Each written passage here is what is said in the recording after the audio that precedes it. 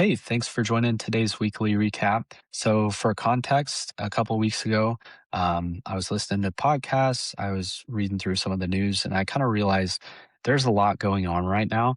And, some people get overwhelmed with all the angles of information coming in. So, my goal with this is to consolidate some of the biggest news stories of what's going on, a lot within technology and business, but also geopolitics and other industries as well. So I'd like to provide some useful insights and stay pretty impartial. I don't want to get too left or right, but kind of just pose the risks that are going on in the current economy, whether it be with businesses or with negotiations and things of that nature. With that being said, let's get right into it. So, for this first one, I'm actually going to go back 2 weeks to when Tim Cook announced his leave from Apple. As you can see, John Ternus will be following him. And really, Tim Cook's term with Apple was a pretty great stewardship of a lot of the products that were developed and designed either by Jony Ive or Steve Jobs. So, he really oiled the machine and provided shareholder value back to the investor. But now Turnus will most likely be responsible for continuing to build products. And obviously, he has over 20 years of experience within hardware and products. So he should fit this succession pretty well. However, you can basically see there's been a flat line in their stock price. So although the transition hasn't happened yet, this is going to be a very long term transition to really decide whether he's the right fit or not. And then, of course, Meta is laying off more employees. So back in January, I believe their headcount's around 80,000. But back in January, they laid off 1,500 employees and they'll continue to do more in May. It's projected about 8,000, which obviously, with the efficiencies their current employees have, with the ability to utilize AI, it makes sense that they would reduce headcount. And I believe a few months ago, Meta acquired Manus, which is an alternative LLM to Claude and ChatGPT. And I've only used it for a few prompts, but the results I got on the free version compared to what I get on the paid version for Claude were pretty similar. Now, I obviously don't know if eventually their credits are going to be reduced efficiency, but that may be a tool to look out for. Speaking of tools to look out for, I've heard pretty good things about GPT 5.5. Personally, I stick to Claude, but I know a lot of developers have been using GPT 5.5 and Codex. And compared to its counterpart, Claude Opus 4.7, the reviews have been more in the favor of ChatGPT. Interesting story that you might miss is the nuclear plants that are getting built. And as you can see, we have some big names here. They're investing in these plants. And the edge here, I would say, is I think you're going to have a lot of land investors that are profiting in this next decade or so. The difficulty is going to be deciding what states are optimal for data centers and large plants such as these. And usually, states like Wyoming, where there's no income tax, are going to be favorable. But from my understanding, Wyoming has been a pretty untouched and uncommercialized state. So I'd be interested to see if their current population and state government would support further commercialization. Now, this will kind of pertain more to what we're going to talk about in the future, but I'm kind of surprised I didn't hear about this.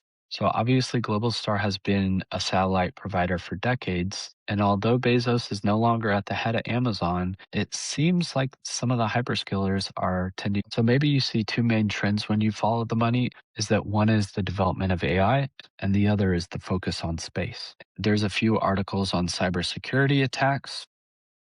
And Vercel is the platform that hosts a lot of web apps and mobile apps. So although it's not a sensitive breach, we're going to see a lot more cybersecurity breaches with how AI is able to manipulate web forms as well as manually filling in information. All right. Starting last week, you can see we're still ongoing negotiations to get the Strait open. And this is the national average on gas prices. So you see just in the last month, big swing, about 10%. So hopefully this conflict will be resolved soon. And now we can see what an increase the hyperscalers have put towards CapEx on AI. A lot of this is probably flowing to NVIDIA, Oracle, ChatGPT, and obviously Microsoft and Alphabet have both partnered with OpenAI on things. However, you notice that Apple is not included here.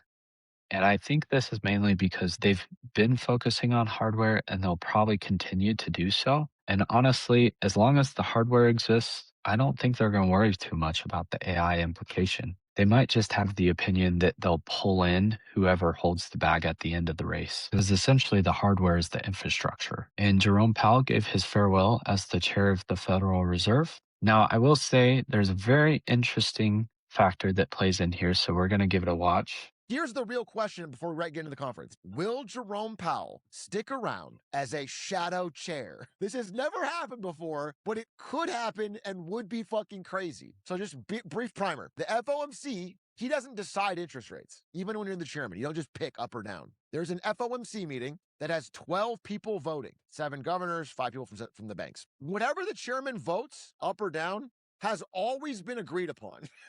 So the chairman has a lot of power. But they all vote. Whatever he says usually goes. I mean, it always goes.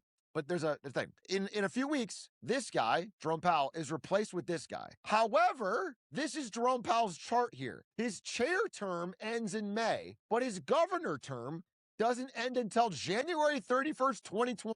And so Jay Powell hasn't declared when he's going to officially end his board appointment. So it will be interesting to see who the board sides with. Okay, what a crazy headline. I mean, to think that we have more debt than we have productivity, and obviously it may be annual productivity. But that's just kind of a scary thought. And I think as a consumer, you understand how much debt our society is founded on. But to put it in perspective for those of you that are entrepreneurs, business owners, imagine if every $3 a customer gave you, you spent 4. Now, you would have to take in investment either from foreign entities or essentially take in outside investment to continue to fund this process, which, as I mentioned, it can either be through foreign entities or the Federal Reserve printing more money. But that is what we've been doing for the last 25 years. The last time we had a surplus in the federal government was under President Clinton. I was 1 year old. So that just kind of shows you how far we've allowed this to go. Now, one of the biggest ongoing stories is the lawsuit between Elon Musk and OpenAI, which essentially seems to be a feud of Musk and Sam Altman. Quick briefing on what happened. Elon Musk propped up OpenAI as a nonprofit with $38 million of his own funding in 2015. Since then, co-founders Sam Altman and Greg Brockman had disputes with Musk that eventually led them their separate ways. Now, Altman's attorney, William Savitt, made a pretty good point that although Musk funded the venture, he was not the one daily operating it. And I believe this. I think he was more of an advisor role, less of an operator, or else he would probably be at the helm of it right now. However, a really interesting thing is that co founder Greg Brockman is expected to testify. And what could be interesting about this is I believe there are records and evidence that have Brockman citing a plot between him and Altman to out Musk and eventually spin the nonprofit into a for profit. So I think this is more of an ego battle between the two. And it's more of a matter of principle on one side, believing that this nonprofit unrightly enriched two of the co-founders. Another interesting headline is UP and NS filing for a merger application. And so this is pretty interesting because 40% market share is fairly high, and this would allow for a connected East Coast, West Coast, which initially the railways were split to prevent from monopolies.